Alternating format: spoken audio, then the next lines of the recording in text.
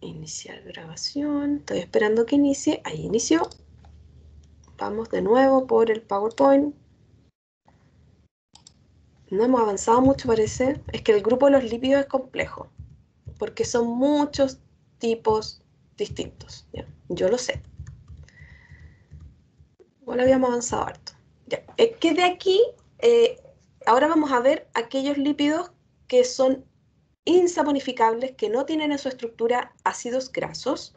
Y ahí hay un primer grupo que son los esteroides, que están conformados por hormonas, por otras moléculas como el colesterol. Son ejemplos que yo les puse ahí de esteroides, pero lo que más me importa es que vean cómo es la estructura. Si se dan cuenta que no hay ácido graso, sino que, eh, ah, sino que, mmm, que tengo el puntero láser, ahí está, sino que son estructuras en anillo. Están formados los esteroides por 4 anillos de carbono. 1, 2, 3, 4, 1, 2, 3, 4, ¿cierto? Aquí está el colesterol, aquí está la testosterona, que es una hormona sexual.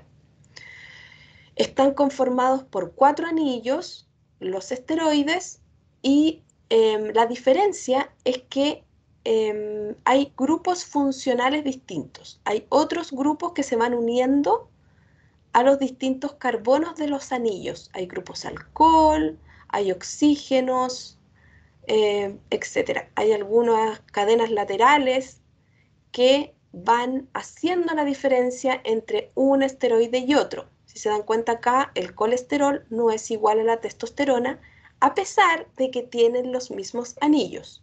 Lo que los diferencian son los grupos funcionales que se unen a los carbonos de los anillos y que obviamente le dan distinta función. ¿Ya? Ese es un tipo de lípido insaponificable. Otro grupo de lípidos insaponificables son los terpenos o los isoprenoides. Profe, disculpe, ¿Sí? ¿podría repetir de nuevo en la diapo anterior, por favor? Es que me perdí. Todo. ¿O tiene alguna duda en particular? Sí, lo del colesterol, o sea, escuché que estaba formado por colesterol y ahí quedé. No, no están formados por colesterol. Ya, de nuevo, entonces. Ah, Ya. de nuevo Ahora sí entonces, póngame por favor. atención. Los esteroides están formados por anillos.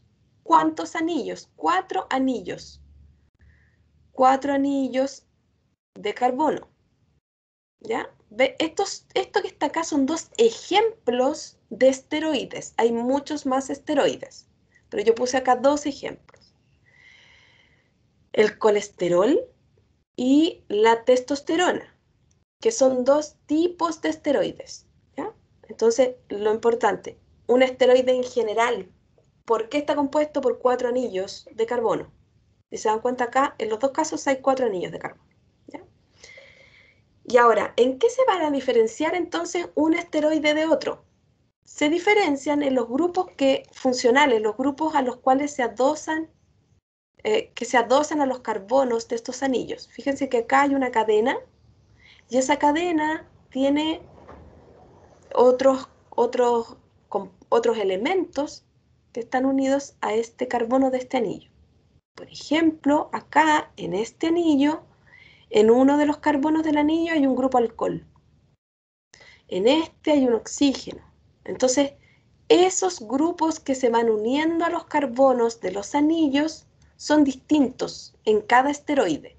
Y eso hace que estos esteroides sean diferentes y que por lo tanto tengan funciones diferentes.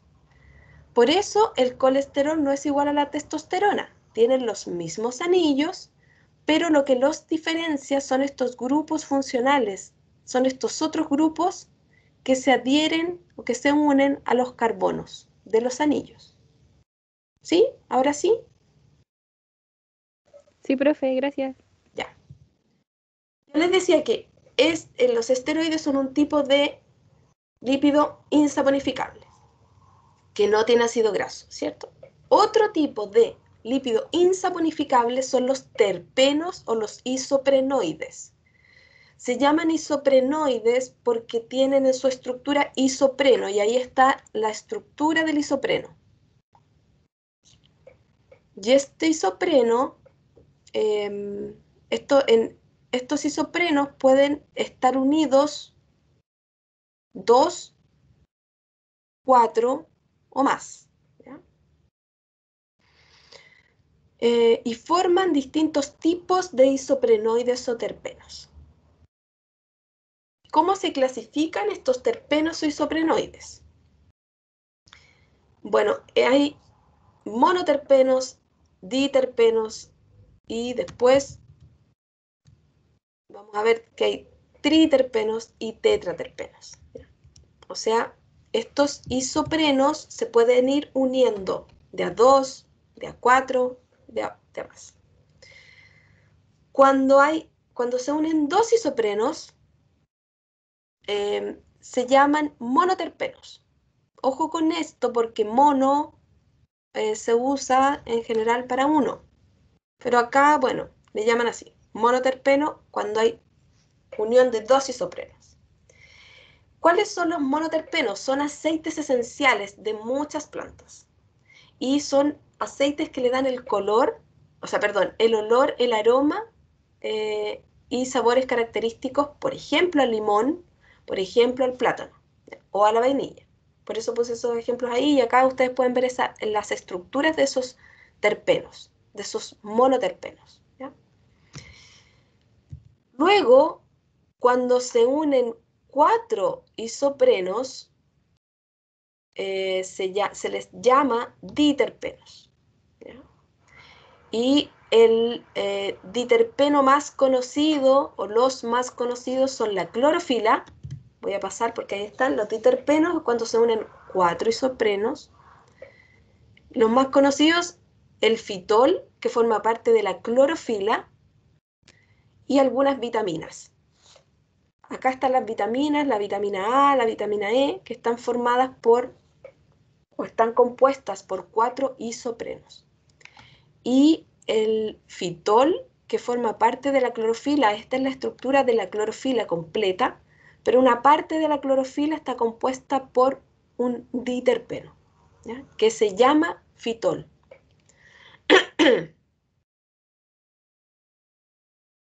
Cuando hay unión de 6 isoprenos, se les llama triterpenos, ¿ya? Y ahí hay, el ejemplo es el escualeno que puse acá, que es un precursor del colesterol, ¿ya? O sea que es una estructura en base a la cual se va a formar en un futuro el colesterol. Y están los tetraterpenos, que están formados por 8, y están los politerpenos, ¿ya? Lo importante para mí es que ustedes sepan por qué está formado un isopreno o un terpeno, o sea, perdón, un isoprenoide o un terpeno, están formados por esta unidad, y que tengan claridad de algunos ejemplos de estos distintos tipos de terpenos, los monoterpenos, los diterpenos, y por Profesora, qué, cuántas unidades está formado. ¿Qué? es como un Dime. isopropil, pero que tiene un doble enlace con un carbono. ¿Ya? Sí, puede ser. Yo en realidad no me acuerdo de todo lo de química, pero le creo, digamos. Ah, ya. Porque en este minuto no tengo el recuerdo del isopropil, Bueno, digamos. Profe, Pero puede ser, digamos. em, entonces, ¿los terpenos es lo mismo que los isoprenoides? ¿O los isoprenos? No, a ver. El nombre que se le Ya da a me este confundí. grupo es terpenos o isoprenoides. ¿Ya? Esa es una cosa. Entonces pueden encontrarlos con cualquiera de los dos nombres, terpenos o isoprenoides.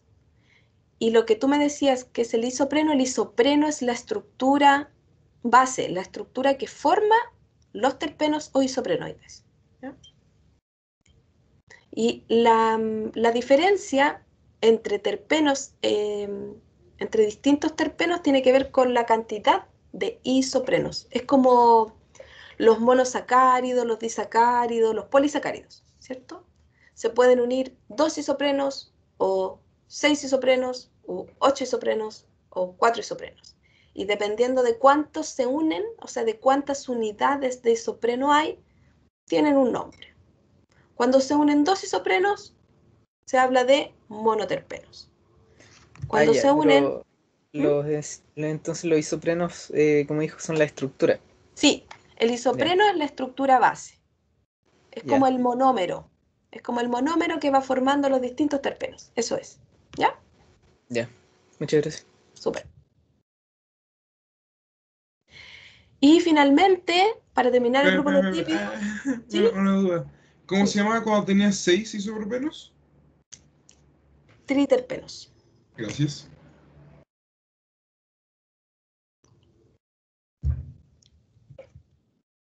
Ya. Súper bien que me hagan preguntas al tiro, ya para ir resolviendo dudas de inmediato. El último grupo de los lípidos insaponificables es el de las prostaglandinas. Es un grupo que tiene una función principalmente en el sistema inmune. Eh, están a cargo de la respuesta inflamatoria de este sistema inmune. Son compuestos que van a participar en, por ejemplo, en el edema, cuando uno tiene una infección y se inflama, en que exista calor, o en el color, en el rubor que tiene esta inflamación. ¿Ya? ¿Cómo están compuestos estas prostaglandinas? Están compuestos de ácidos grasos de 20 carbono, aquí está, 2 colas de ácidos grasos y un anillo. Fíjense que aquí hay anillos de ciclopentano, o sea, son anillos ciclados de 5 carbonos. ¿Ya? Y aquí hay 2 ejemplos de estructuras de 2 prostaglandinas. Por lo tanto, tienen ácidos grasos, pero tienen esta otra estructura que se aleja un poco de la cabeza del ácido graso. Tienen solo las colas hidrocarbonadas. Y luego hay un anillo, o hay anillos que van formando la cabeza. Y estos anillos tienen la particularidad de que son de 5 carbonos. ¿Ya?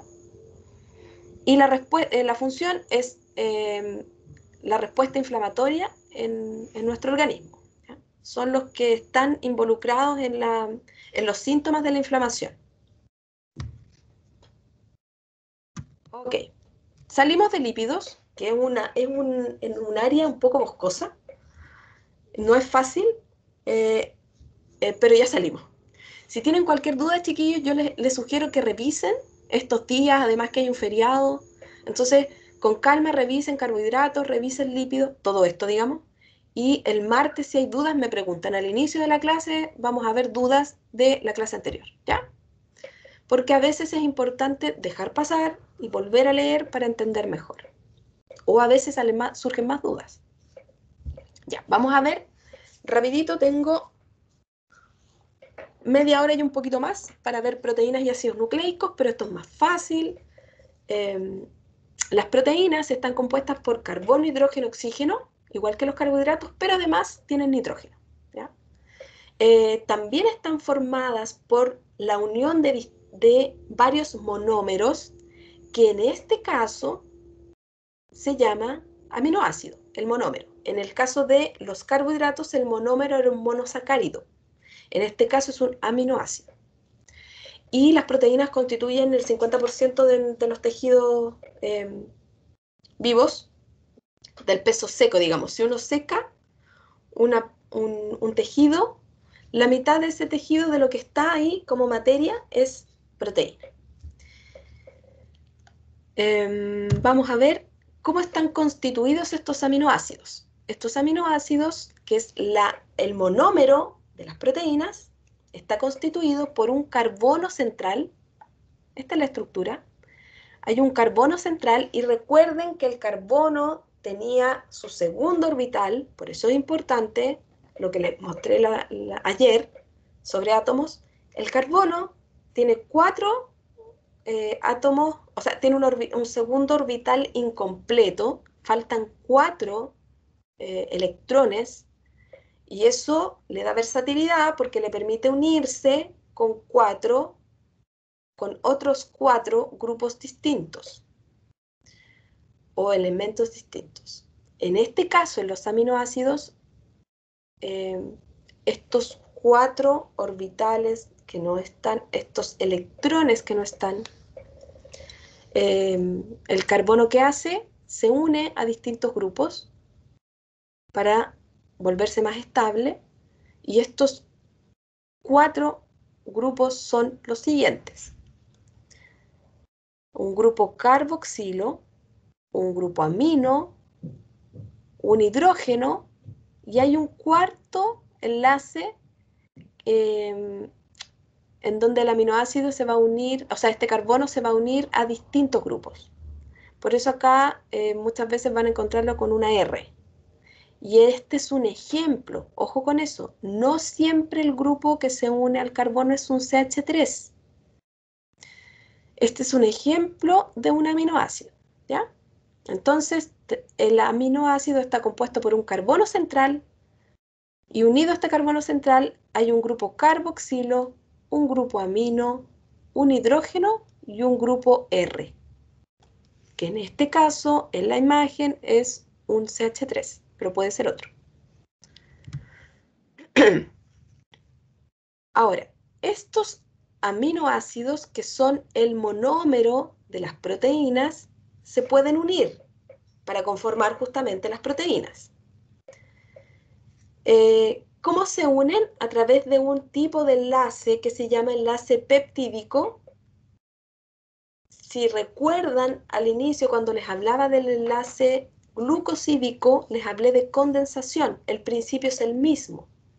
Fíjense que para unir un aminoácido con otro se produce una condensación, que en este caso es un tipo de enlace que se llama enlace peptídico, que está ahí en gris.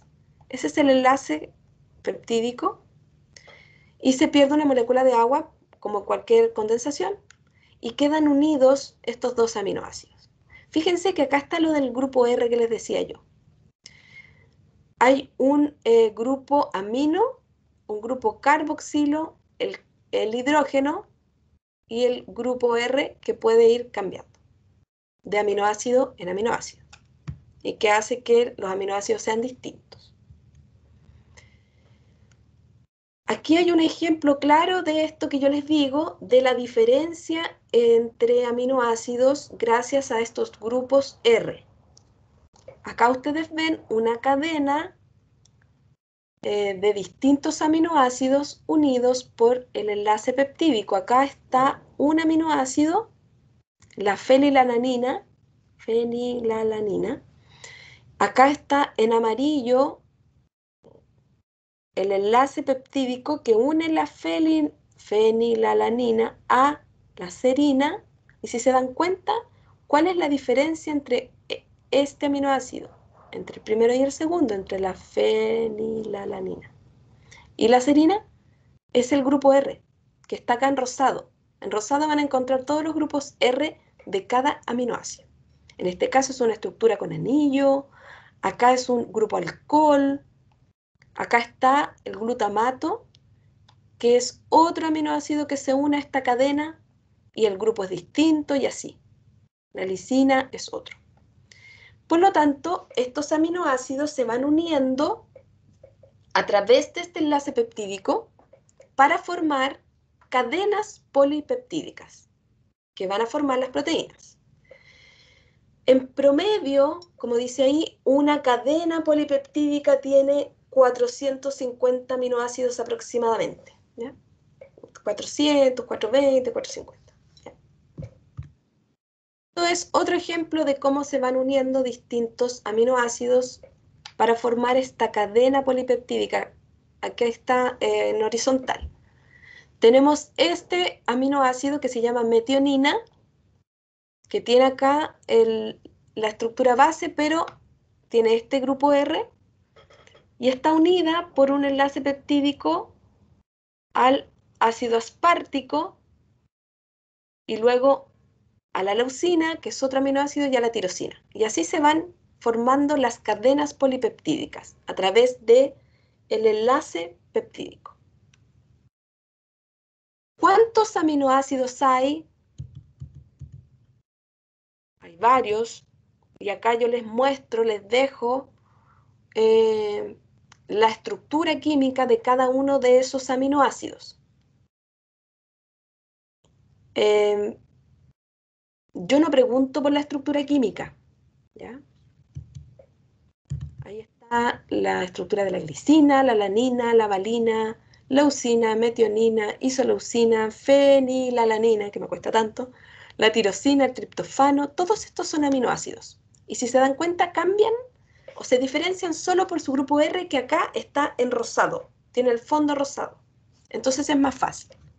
El resto de la estructura es igual. La serina, la treonina, la cisteína, la prolina, asparagina, glutamina son otros ejemplos de aminoácidos. Y acá está el aspartato, el glutamato, la lisina, la arginina y la histidina. ¿Ya? ¿Cuántos son? Los 3, 6, 9, 12, 15, 17, 20. 20 aminoácidos.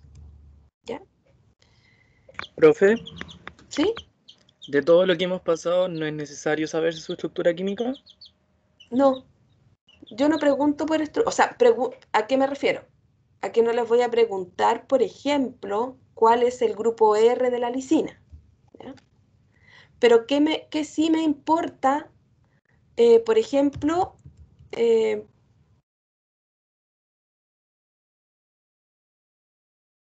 me importa, por ejemplo, que sepan, tengan claridad del tipo de enlace. ¿Ya? Eso es parte de, eso es estructura también. ¿Ya? Pero no voy a preguntar detalles como esto. No voy a preguntar cuál es el grupo R de la leucina. No me interesa, ¿ya? Porque eso está en un libro y no es mi foco. Solo ¿Ya? como por qué está conformado y eso. Claro, lo Por que lo- pasa es que en el caso de las proteínas, por ejemplo, cuál es el monómero, cuál es el tipo de enlace que forman las proteínas. Y luego, cuando uno va a ADN, ahí podría haber alguna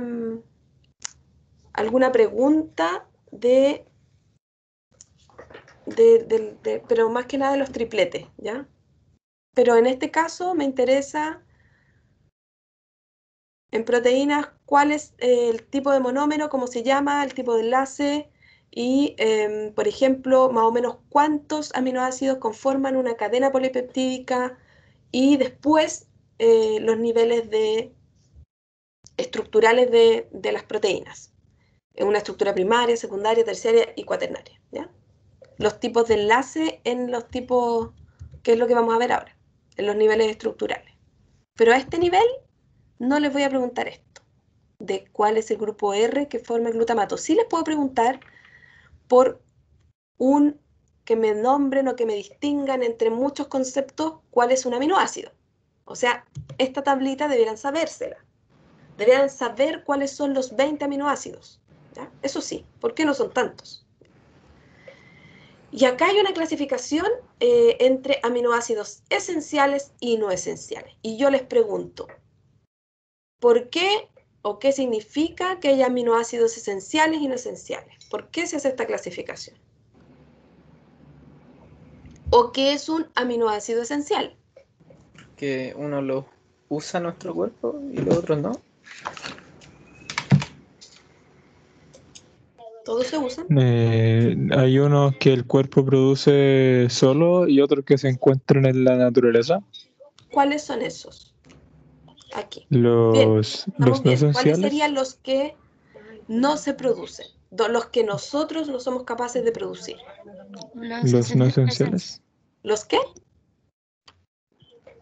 no Los esenciales. no esenciales. No, No, pues dice alguien. ¿Hay alguien que tenga otra opinión? Son los esenciales. sí, yo creo que son los esenciales. Los esenciales son los que no son capaces, los que Los nuestro que no organismo no es capaz producimos. de sintetizar. Por eso son esenciales, porque necesitamos consumir, obtenerlos de otro lado. Exactamente. Los aminoácidos esenciales son aquellos que el organismo no es capaz de sintetizar y por lo tanto debe tomarlo necesariamente en la dieta, digamos, de alimentos. Debe consumirlos. Y por eso son esenciales, porque tenemos que necesariamente adquirirlos porque los otros los sintetizamos naturalmente, ¿ya? Entonces, Profe, ajá, ¿cómo lo va a preguntar? ¿Por el nombre o por la abreviación que tiene al lado? va a ¿O poder por los ser por dos? cualquiera de las dos. Mm. Sí, puede ser la abreviación o el nombre, ¿ya? Pero son 20 nomás, no son tantos. Es Profesora, fácil de ¿qué eran aprender. estos? Estos son aminoácidos. Sí, Ya, son sí. los aminoácidos. O sea, es esta estructura, estamos estudiando la estructura base que componen las proteínas. Entonces, este monómero es el aminoácido y tiene esta estructura. Y lo que yo les mostré son los distintos tipos de aminoácidos que hay. Todavía estamos en aminoácidos, ¿ya? Y les dije que estos aminoácidos se diferenciaban, todos tienen un carbono central, todos tienen un grupo carboxilo, un grupo amino, un hidrógeno, y en qué se diferencian en el grupo R. Y acá pueden ver ustedes cuál es el grupo R en cada uno de los 20 aminoácidos. Existen 20 aminoácidos distintos que se diferencian por su grupo R. Y aquí está la estructura de cada uno para que ustedes la conozcan. Como este no es un curso de química ni de bioquímica, yo no les voy a preguntar por la estructura particular química de cada uno, pero sí tienen que saberse los nombres de estos 20 aminoácidos y saber, como dijo su compañero, la nomenclatura, porque esto tiene una abreviación, cada aminoácido tiene una abreviación, y además yo les voy a pedir que se estudien cuáles son esenciales y cuáles no. ¿Ya? Todo esto son aminoácidos, o sea, el monómero de las proteínas. Ahora vamos a ver cómo estos aminoácidos se unen en estas cadenas largas y forman proteínas, ¿ya? Y esta unión puede ser a distintos niveles. Estos aminoácidos se pueden unir uno al lado del otro y conformar una proteína básica que está en el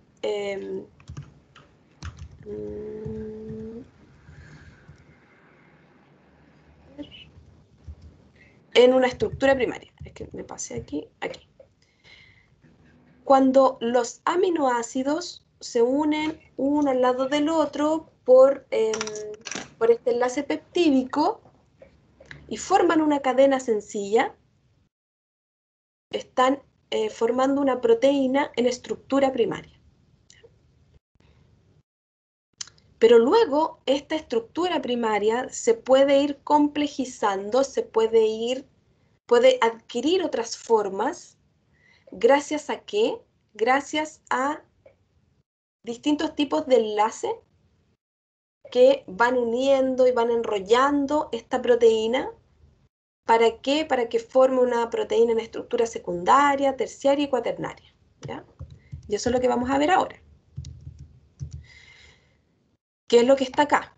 Cuando es la unión lineal, sencilla, estamos frente a una proteína en estructura primaria.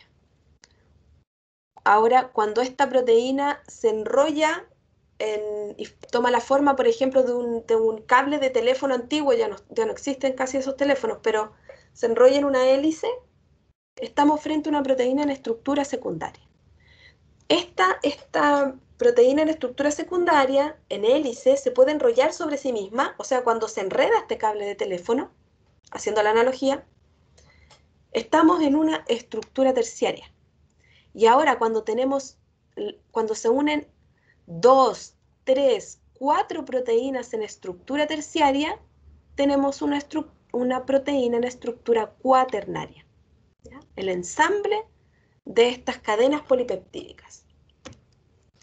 ¿Qué hace que esta proteína en estructura primaria se vaya complejizando, se vaya enredando sobre sí misma.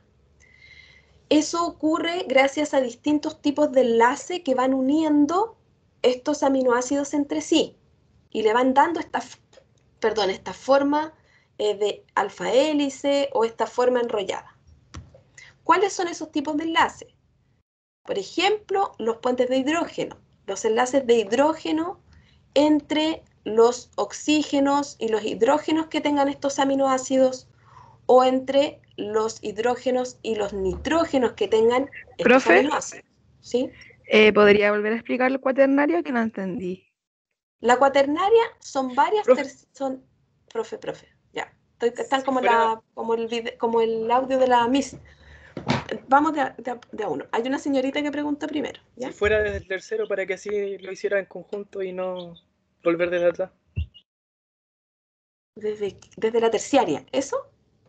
Sí. Ya, súper, ya. Entonces, no voy a repetir todo otra vez. Entonces, tenemos cuando se unen estos aminoácidos pueden conformar proteínas en distintos niveles, ¿ya? El nivel más básico es el de estructura primaria. Súper sencillo, como un collar de perlas. Y cada perla es un aminoácido unido al otro por enlaces peptídicos. Súper. Después, este collar de perlas se podría ir enrollando en, por ejemplo, formar una hélice.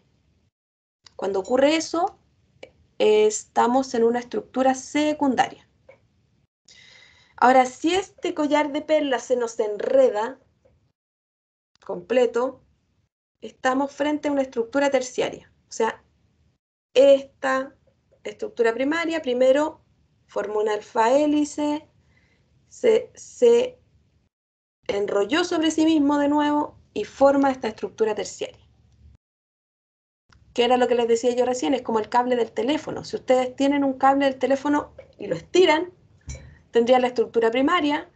Cuando este forma la hélice, sería la estructura secundaria, y cuando tienen el cable enredado sobre sí mismo, enredado es la estructura terciaria, ¿ya? Entonces es la misma proteína, una sola, una cadena polipeptídica.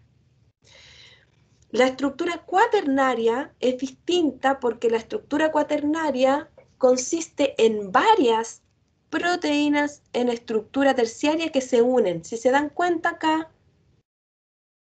dice ensamblaje de subunidades, ensamblaje de cadenas.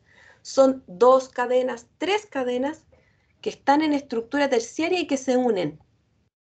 Y cuando hay varias cadenas polipeptídicas en estructura terciaria, unidas entre sí, se dice que esa proteína está en una estructura cuaternaria. Es la más compleja. ¿Ahí sí? Profesora, entonces como el ADN. Gracias, profe. ¿Como el ADN en qué sentido? Como cuando las enzimas se condensan y así van. Me está hablando de ADN y después me dijo enzima.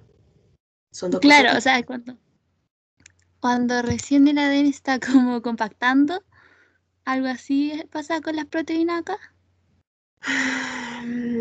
Es que no quiero que se confundan porque no sé muy bien, no le entiendo muy bien la pregunta. Cuando se compacta el ADN, ¿está hablando de cuando se naturaliza y Sí. se desnaturaliza? No, Que me parece que por ahí va. yo creo que se Estás refiere que, hablando por como... ejemplo, cuando está la base nitrogenada y se ve como más de cerca y uno se va alejando, se va notando que como que se van envolviendo porque se ve como la base nitrogenada con el grupo fosfato, eso, y se va alejando y se va haciendo como una hebra. Y después se va alejando más y va formando un Yo cromosoma y así. no usaría ese ejemplo, señorita, que no sé cómo se llamaba, para hacer la analogía con las proteínas, porque es distinto.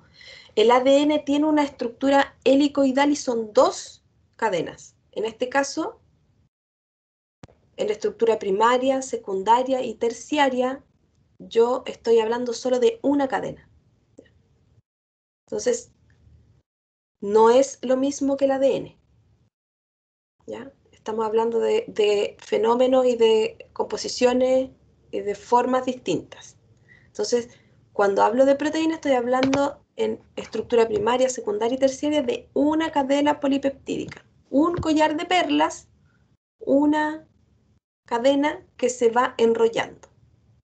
Y eso hace que tenga distintos niveles de complejidad.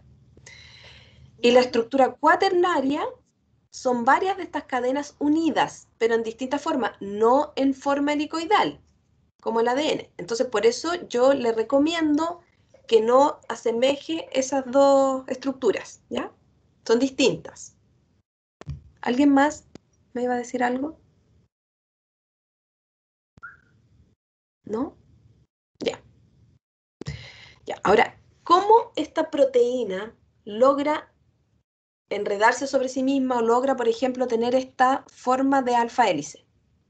Y ahí yo les decía que ahí cumplen un rol importante los tipos de enlace, que eso ustedes lo ven en química. Entonces yo solamente voy a nombrarlos, hay imágenes ahí, pero es importante que ustedes revisen ese contenido.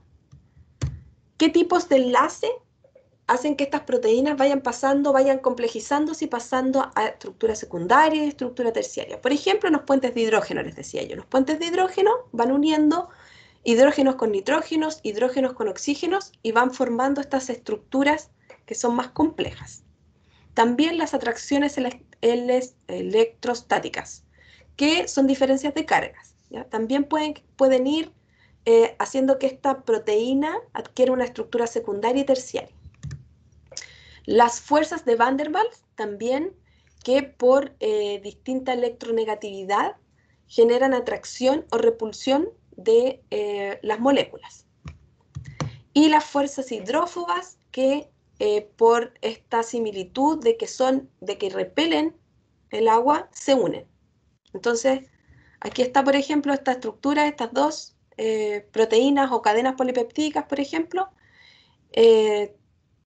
sus grupos funcionales de los aminoácidos son hidrófobos, por lo tanto se unen para poder repeler de mejor manera el agua, ¿ya? Esas fuerzas se llaman fuerzas hidrófobas. Todos estos tipos de enlaces o de uniones van a permitir que las proteínas vayan tomando una estructura secundaria, terciaria y cuaternaria, ¿ya? Ahora, hay una manera, hay una clasificación que se usa de las proteínas que es según su estructura y su función. Hay proteínas fibrosas y proteínas globulares. Las proteínas fibrosas tienen una función de soporte y tienen una estructura de esta manera, más como fibras, son alargadas, y las proteínas globulares tienen una forma globular, una forma más, una conformación más compacta, más redonda, y tienen otras funciones, que no es la de soporte, ¿ya? Que son distintas, son varios tipos de funciones. Vamos primero por las proteínas fibrosas, y aquí alguien me preguntó por la queratina. No estoy segura si era esa o la... Sí, puede ser.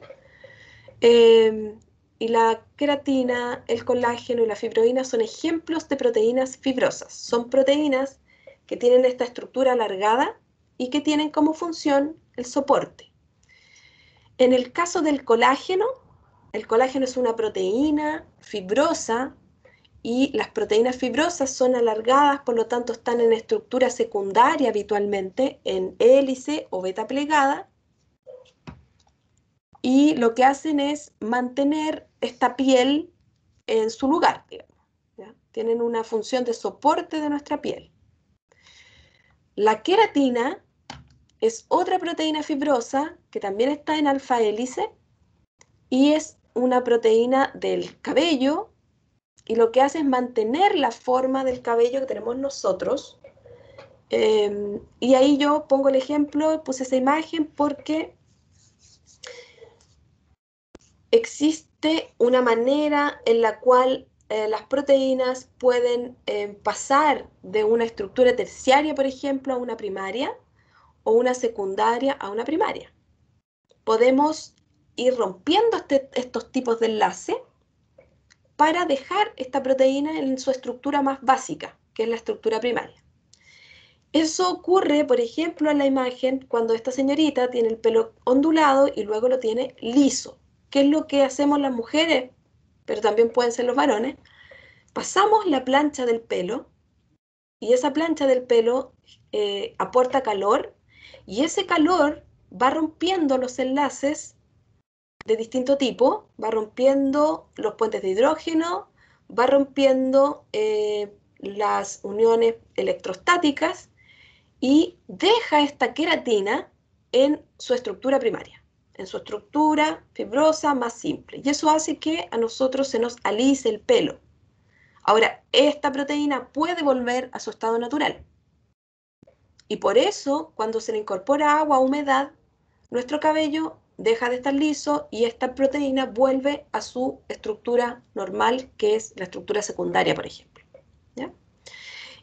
Otro ejemplo de proteína fibrosa es la fibroína, que es una proteína que está no en alfa hélice, sino que en beta plegada, es como un acordeón, y que es una proteína que tienen las telas de las arañas. ¿Para qué? Para tener este soporte que tienen las telas de araña. ¿Ya? Por lo tanto, las proteínas fibrosas son proteínas que están principalmente en estructura secundaria. La estructura secundaria puede ser en hélice o puede ser en beta plegada, como un acordeón, y tienen función de soporte. ¿Ya? Las proteínas globulares, como les decía yo, tienen esta forma más globular, más compacta, y, como dice ahí, puede estar formada por una o varias cadenas.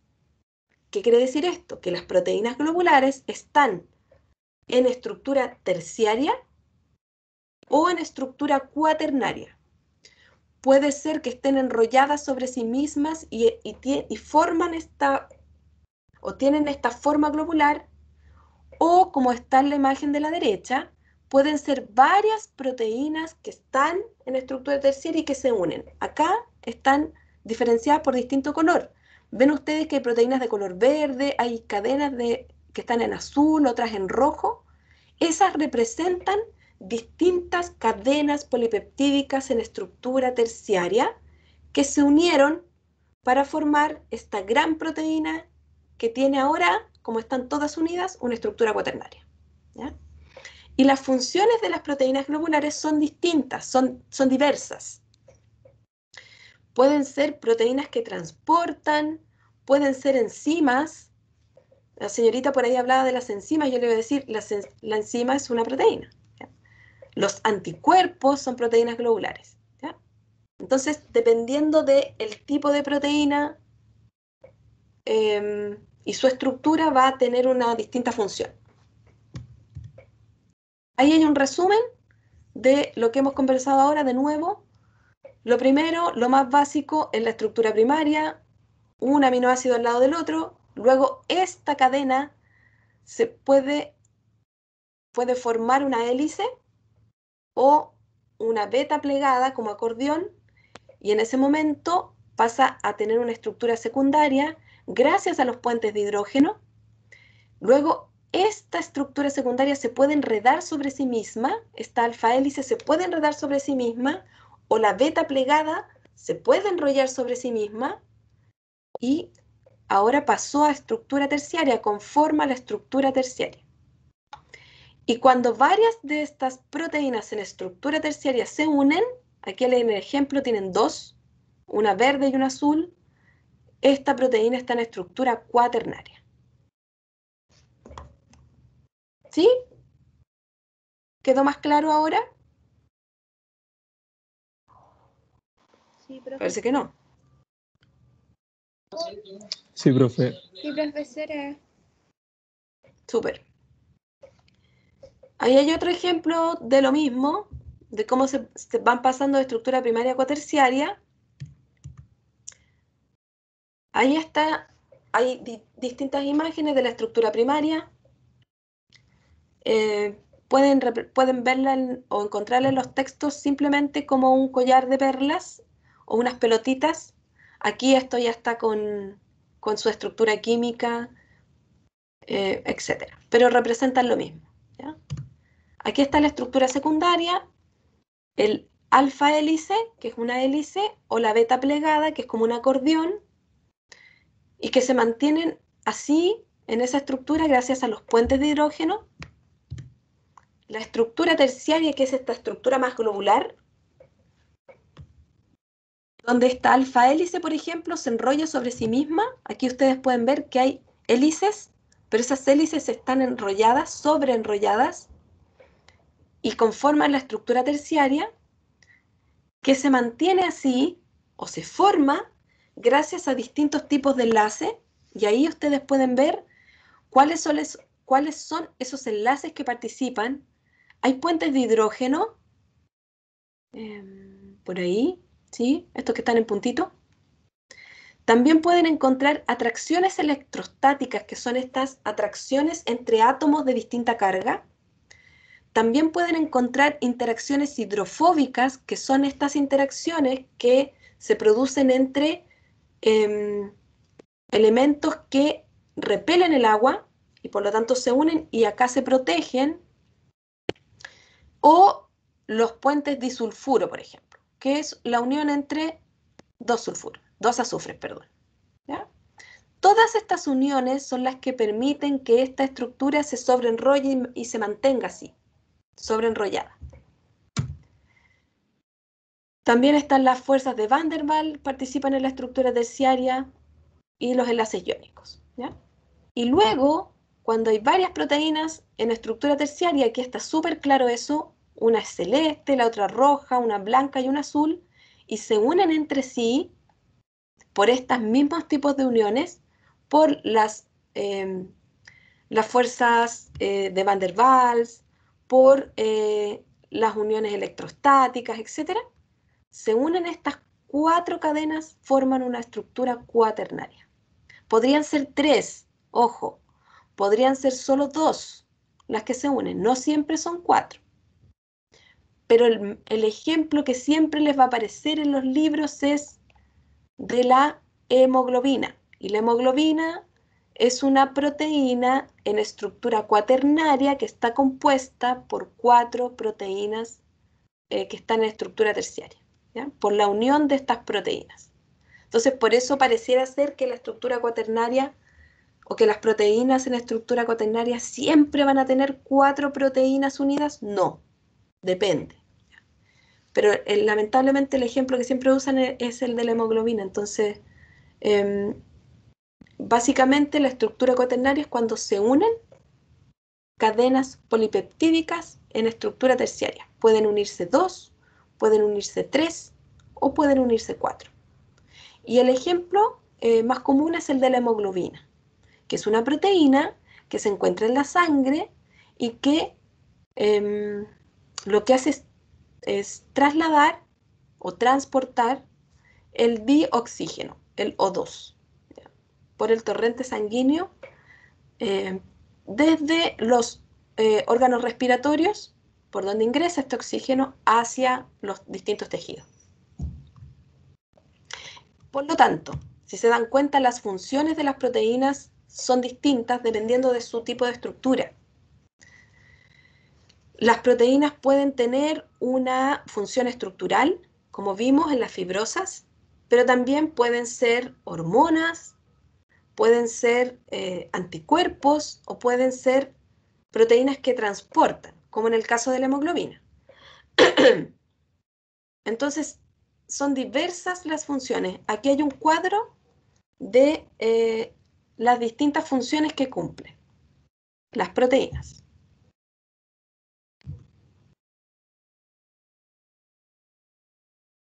Y ahí hay ejemplos de distintos tipos de proteínas, los anticuerpos que tienen función inmunológica, la de transporte que es la hemoglobina, el colágeno y la queratina que tienen una función estructural, la insulina que es una proteína que regula el azúcar en nuestra sangre y algunas que son enzimas que aceleran ciertas reacciones, y aquí el ejemplo que se pone es la peptina, ¿ya?